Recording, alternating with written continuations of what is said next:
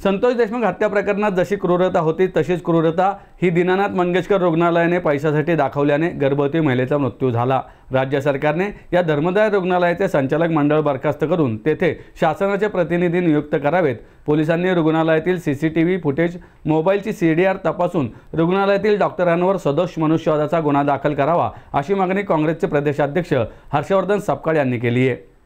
पुणे काँग्रेस भवनात आयोजित पत्रकार परिषदेत सपकाळ बोलत होते। शहराध्यक्ष अरविंद शिंदे, प्रदेश उपाध्यक्ष मोहन जोशी, माजी आमदार रमेश बागवे, दीप्ती चौधरी यावेळी उपस्थित होते। सपकाळ म्हणाले, दीनानाथ मंगेशकर रुग्णालय हे धर्मदाय आहे, त्यामुळे सरकारने येथील संचालक मंडळ बरखास्त करून हा दवाखाना ताब्यात घ्यावा।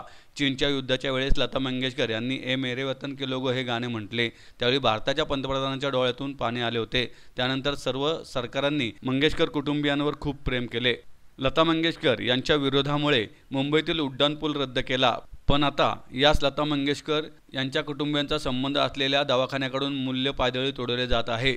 चौकशी समित्यांचे अहवाल येतीलच, पण सरकारने मोबाईल सीडीआर तपासून व सीसीटीव्ही तपासून डॉक्टर केळकर व डॉक्टर गायसास यांच्यावर सदोष मनुष्यवधाचा गुन्हा दाखल करावा।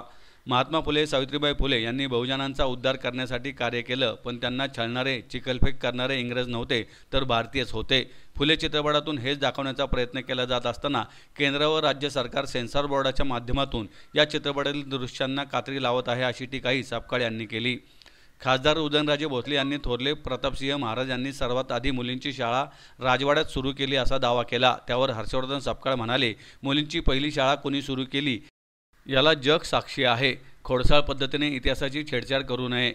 दूसरा विषय जो है कि भिसे या एक भगिनी दीनानाथ मंगेशकर रुग्णालयात जातात, 5-5.5 तास त्या ठिकाणी थांबतात, 10 लाख रुपये द्या अशी थेट लेखी मागणी केली जाते।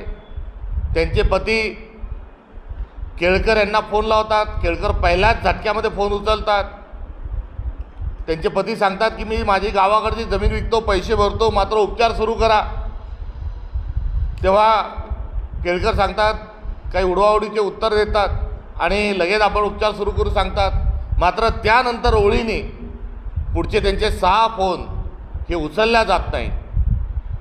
या कॅबिनमधून त्या कॅबिनमध्ये, त्या कॅबिनमधून त्या कॅबिनमध्ये थेट ज्या मयत ज्या भगिनी आहेत त्यांच्या पुढेच पैशाची मागणी केली जाते।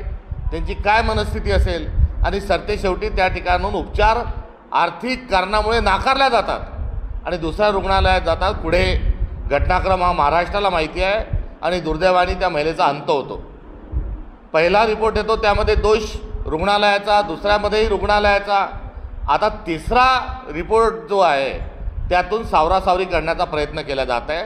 जसा सावित्रीबाई फुलेंना छळणारे लोक कोण होते हे लपवण्याचा प्रयत्न सरकारच्या माध्यमातून होत आहे, तसाच दीनानाथ मंगेशकर रुग्णालयामध्ये दोषींना वाचवण्याचा प्रयत्न, लपवण्याचा प्रयत्नही राज्य सरकार करत आहे। आमची भिसे यांच्या मृत्यूच्या अनुषंगानं, भगिनीच्या मृत्यूच्या अनुषंगानं आमची थेट मागणी आहे की या दीनानाथ मंगेशकर जे रुग्णालय आहे त्या रुग्णालयामध्ये जे धर्मदाय आयुक्तांच्या अनुषंगानं ज्या काही अटी शर्ती आहेत त्याचा भंग झालेला आहे। त्या जमीन मिळण्यापासूनचा सगळा घटनाक्रम माहिती आहे, त्यामुळे ते रुग्णालय हे आता पैशाशिवाय काम करत नाही। खाजगी रुग्णालय जे करू शकत नाही ते धर्मदाय रुग्णालय करतं। तेव्हा सरकारनं ताबडतोबीनं त्याची कार्यकारिणी जी ती बरखास्त करावी आणि जिल्हाधिकाऱ्यांच्या अध्यक्षतेखाली त्या ठिकाणी नवीन कार्यकारिणी करावी की जेणेकरून ती कायद्याच्या अनुषंगानं काम करेल।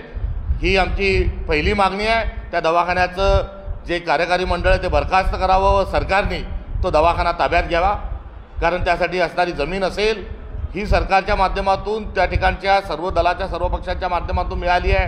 क्रिकेटच्या चॅरिटी मॅच, एक शो मॅच झाली, त्यातून पैसे आलेले आहेत आणि आलेला पैसा हा सर्व समाजातून आलेला असल्यामुळे मात्र विनियोग हा त्या ठिकाणी योग्य होत नसल्याचे निदर्शनास येत असल्यामुळे ताबडतोबीनं संचालक मंडळ बरखास्त करावं। दुसरा सदोष मनुष्यवधाचा जो गुन्हा आहे हा डॉक्टर केळकर आणि विश्वस्त मंडळ आणि तद्वतच ज्या उपचार थेट नाकारणाऱ्या व्यक्तींवर ताबडतोबीनं सदोष मनुष्यवधाचा गुन्हा हा दाखल करावा ही आमची मागणी आहे। लता मंगेशकरांचा आवाज ये मेरे वतन के लोगो, हे चीनच्या युद्धामध्ये त्यांचं गीत ऐकल्यानंतर साक्षात पहिले पंतप्रधान नेहरूजी आपले डोळे अश्रू पुसतात आणि अश्रू पुसून ते ताबडतोबीनं लता मंगेशकरांना बोलून घेतात आणि त्यांच्या आवाजाची त्यांना जी दैवी देणगी लाभलेली आहे त्याची तारीफ करतात। इंदिरा गांधी त्यांच्या एकूण गायनाची ही तारीफ करतात। पुढे संपूर्ण भारतच नव्हे तर संपूर्ण जग त्यांच्या आवाजाच्या अनुषंगानं त्यांना गान कोकिळा म्हणतोय। महाराष्ट्र तर त्यांची भूमी असल्यामुळे आपणही सर्वजण त्यांना मानतो। मात्र पुढे कोण होतास तू, काय झालास तू याचा प्रत्यय या नावाच्या अनुषंगानं दुर्दैवाने तो अनुभव आपल्याला घ्यावा लागतो। आज ती आपल्या श्रद्धा ज्या आवाजावर, ज्या परिवारावर होती, आता तो दिवारा हा मंगेशकर रुग्णालयाच्या माध्यमातून रिकामा झालेला दिसतोय आणि जी मूल्य होती ही पायंदळी त्या ठिकाणी तोडवल्या गेल्याचं दुर्भाग्य या महाराष्ट्राच्या कुठेतरी दुर्दैवामध्ये वर्तमानामध्ये आपल्याला बघावं लागतंय। त्यामुळे याचा निषेध या ठिकाणी आम्ही करतो।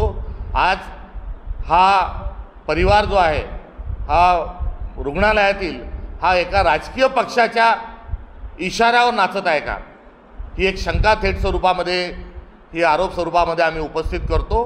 आणि आज एवढं क्रूर कृत्य, एवढं अमानुष एवढं कृत्य, सावकारी कायद्याला लाजवेल एवढं वाईट कृत्य आज दवाखानाच्या प्रशासनाच्या माध्यमातून झालेलं आहे। ते तात्काळ बरखास्त करावं व सदोष मनुष्यवधाचे गुन्हे दाखल करावेत। हाताच्या कंगणाला आरसा कशाला, मृत्यू झाला त्या मृत्यूच्या अनुषंगानं CCTV तात्काळ हे पोलीस यंत्रणेने ताब्यात घ्यावेत। सोबतच फोन केला, काय केला या संदर्भात डॉक्टर केळकर हे उडवाउडवीचे उत्तर देत आहेत। घटनाक्रम जो आहे तो लपवला जात आहे। त्यामुळे CDR जो आहे, मृतकाच्या पतींचा जो CDR आहे, मोबाईल CDR, हा तात्काळ स्वरूपामध्ये सरकारनं तो CDR ताब्यात घ्यावा, CDR काढावा। दवाखान्यातील PRO असतील, डॉक्टर केळकर असतील, यांच्याही मोबाईलचा CDR काढावा आणि तात्काळ स्वरूपामध्ये सदोष खुनाचा जो वध, सदोष मृत्यूचा मध्ये खुना तत्सम हा गुन्हा दाखल करावा। यामध्ये जो वेळ काढूपणा आहे हा आपल्या सगळ्यांच्या समोर आहे। तात्काळ स्वरूपामध्ये गुन्हे दाखल व्हायला पाहिजे होते आणि साधारण नाही तर गंभीर स्वरूपाची बाब असल्यामुळे तसेच गंभीर गुन्हे दाखल व्हावे। आर्थिक मागणी केल्याच्या अनुषंगानं देखील गुन्हे दाखल व्हावे। एकत्रित स्वरूपामध्ये गुन्हा केला असल्यामुळे एकत्रित स्वरूपामध्ये कटातील सर्व सहभाग्यांचा त्यामध्ये समावेश करावा। समिती बरखास्त करावी आणि सरकार यामध्ये वेळ काढूपणा करत आहे, घटना लपवत आहे। हा दूध का दूध पाणी का पाणी झालेला आहे। रुग्णालयाच्या दीनानाथ मंगेशकर रुग्णालयाच्या प्रशासनामुळे आणि आर्थिक मागणी पूर्ण न झाल्यामुळे हा बळी झालेला आहे हे उभ्या महाराष्ट्राला माहिती आहे। मात्र सरकार लपवाछपी जे करत आहे हे अत्यंत दुर्दैवी आहे, ही अशोभनीय बाब आहे। मी मागच्या वेळेस महिन्याभरापूर्वी आलो असताना गृह विभाग घाशीराम कोतवाल चालवत आहे का हा एक प्रश्न मी आपल्या सगळ्यांच्या समोर उपस्थित करून गेलो होतो। आज त्याचा दुसऱ्यांदा हा पुरावा मिळत आहे। संतोष देशमुखांच्या हत्येमध्ये जेवढा क्रूर पद्धतीने ती हत्या झाली तसाच भाव ही क्रूरता ही हिंसेच्या स्वरूपात होती। ती क्रूरता ही जी होती ही त्या ठिकाणी आम्हीच राजा होती या अनुषंगाने होती। इथली क्रूरता ही थेट स्वरूपामध्ये नसली तर मात्र 5.5 तास पैसे द्या याचा तगादा लावून एका मातृत्वासाठी आसुसलेल्या एका महिलेला तिथे अडवून ठेवलं जातं, तिथे छळवणूक होते। त्या महिलेपुढेच सगळं सांगितलं जातं। वास्तविक पाहता मातृत्व हा प्रत्येक महिलेचा अधिकार आहे। वात्सल्याचा सगळ्यांनी अनुभूती आपण घेतलेली आहे। मात्र मातृत्वाचा अधिकार देण्यापासून त्या ठिकाणी अडवल्या जातं। हा हा अत्यंत क्रूर पद्धतीनं हा बळी झालेला आहे। तुर्तास या सगळ्या प्रकरणामध्ये जी साधलेली जी चुप्पी आहे आणि या परिवारावर उभ्या महाराष्ट्राने, भारताच्या सर्व व्यवस्थेने, सर्व काळातील सर्व सरकारने या परिवारावर भरभरून प्रेम केलेलं आहे, देण्याची भूमिका स्वीकारलेली आहे। त्यांच्या घरापासून एक उड्डाणपूल काढला जाणार होता आणि तो उड्डाणपूल काढल्यामुळे पेडर रोड या ठिकाणची वाहतूक कोंडी जी आहे ती बऱ्याच अंशी ही नियंत्रणात येणार होती। हाजी अली या परिसरात, पेडर रोड या परिसरात आपण वाहतूक कोंडी बघतो। आता त्या ठिकाणी प्रस्तावित पूल एक उड्डाण पूल होणार होता, मात्र त्यावेळेस लता दिदींनी भूमिका घेतली की हा उड्डाण पूल झाला तर मी मुंबई सोडून देईल. त्यांचा हट्ट विलासराव देशमुख यांनी त्यावेळेस मान्य केला. आता एवढं भरभरून देशाच्या राजकीय सर्व व्यवस्थेने त्यांना दिलेलं आहे, सगळ्यांनी दिलेलं आहे. आता एवढा मोठा एक गंभीर अशा स्वरूपाची एक चूक, एक अक्षम्य स्वरूपाची चूक लक्षात आल्यानंतर जर कुठलंही पावलं हे उचलल्या जात नाही, काही बोलल्या जात नाही, तर असे जे आरोप होत आहेत या आरोपाला फार मोठी जागा ही असल्याचं आपल्या सगळ्यांच्या निदर्शनास येईल.